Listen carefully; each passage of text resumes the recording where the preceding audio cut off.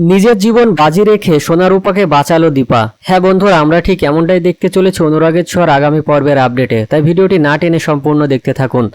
স্কুলের অনুষ্ঠানে টেরোরিস্ট অ্যাটাকের কথা জানতে পারে দীপা। দীপা তখন মনে মনে ভাবতে থাকে, আমাকে অচেনা দুইজন লোক প্রিন্সিপালের রুমে যেতে বলেছিল। আসলে তারা কারা ছিল তা ভেবে উঠতে পারছিল না দীপা।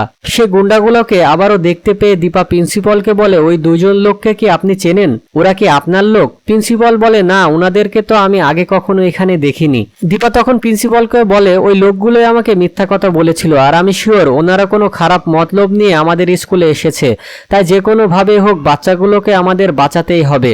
প্রিন্সিপাল তখন মাইকে বলে ওঠে, আমাদের স্কুলে বড় ধরনের দুর্ঘটনা হতে পারে, আপনারা সবাই নিজেদের বাচ্চাদের নিয়ে এখান থেকে চলে যান। তখন ওই গুন্ডাগুলো পিস্তল বের করে সবাইকে ভয় দেখিয়ে বলে, কেউ এখান থেকে যাবেন না। কিন্তু দীপা না ভয় পেয়ে গুন্ডাগুলোর দিকে এগিয়ে যায় আর বলে, কি উদ্দেশ্যে আমাদের এখানে এসেছেন?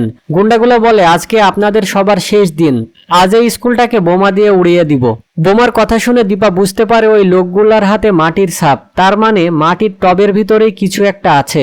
তখন দীপা টব থেকে টাইম বোমটা বের করে আনে, যা দেখে গুন্ডাগুলো ভয় পেয়ে যায়। গুন্ডাগুলো বলে, আপনি যদি আমাদের কাজে বাধা দেন তাহলে আমরা বাচ্চাগুলোর ক্ষতি করে দেব।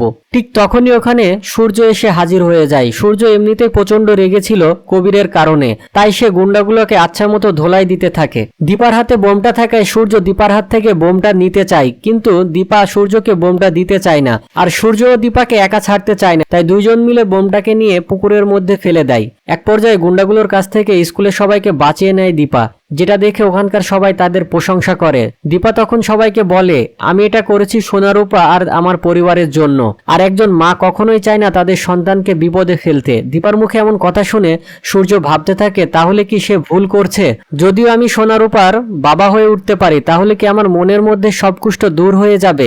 আর এই কথা ভাবতে ভাবতে আজকের পর্বটি শেষ হয়ে যায়। তো বন্ধুরা, তোমার কি মনে হয় দীপা যেমন সোনারূপাদের আগলিয়ে রাখে, তেমনই কি ঠিক এবার সূর্যও তাদের খেয়াল রাখবে? তা অবশ্যই কমেন্টের মাধ্যমে জানিও। আর ভিডিওটি ভালো লাগলে একটি লাইক দিয়ে আমাদের চ্যানেলটি সাবস্ক্রাইব করতে ভুলো না।